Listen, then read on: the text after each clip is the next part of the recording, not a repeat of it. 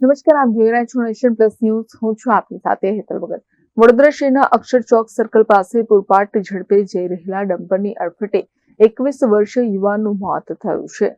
JP road પોલીસે આરોપી dumper ચાલકની ધરપકડ કરી છે અને આ મામલે વધુ તપાસ હાથ ધરવામાં આવી છે. પ્રાપ્ત માહિતી અનુસાર વડોદરા જિલ્લાના પાદરામાં રહેતો શ્રીજી ધર્મેશ કુમાર ગાંધી, ઉંમર વર્ષ 21, પંચમહાલ જિલ્લાના હાલોલ ખાતે આવેલી એલેમ્બિક કંપનીમાં પ્રોડક્શન ઓફિસર તરીકે નોકરી કરતો હતો અને સેકન્ડ શિફ્ટમાં જતો હતો.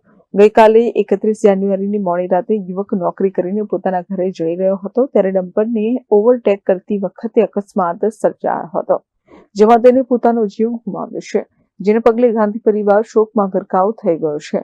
મૃતકના મોટા ભાઈ ધ્રુવકુમાર ધર્મેશકુમાર ગાંધી દ્વારા જેપી રોડ પોલીસ સ્ટેશનમાં નોંધાવવામાં આવેલી ફરિયાદ પ્રમાણે ગઈકાલે રાત્રે નોકરી પૂરી કરી શ્રીજી ગાંધી મોટરસાયકલ પર ગેંડે સર્કલથી ઘરે પરત ફરી રહ્યા હતા. અકસ્માત રાત્રિના 11 વાગ્યાની આસપાસ અક્ષર ચોક સર્કલ પાસે થયો હતો, જેને પગલે અક્ષર ચોક ખાતે લોકોના ટોળે એકત્ર થઈ ગયા હતા. જેને લઈને સ્થાનિકે તુરંત જ 108 એમ્બ્યુલન્સની જાણકારી કરી હતી, જેથી 108 એમ્બ્યુલન્સની ટીમ સ્થળ પર દોડી ગઈ હતી.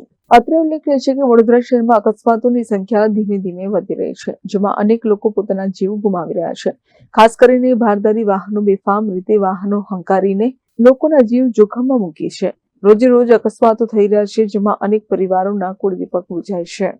કેમેરામેન નવનીત પરોળી સાથે Chirag Patel, nation plus news, Vadodara. સમાચારોનો સતત અપડેટ મેળવવા માટે અમારી નેશન પ્લસ ન્યૂઝની યુટ્યુબ ચેનલને સબસ્ક્રાઇબ કરો, બેલ આઇકન દબાવો અને જોડાયેલા રહો ફેસબુક, ઇન્સ્ટાગ્રામ અને ટ્વિટર પર.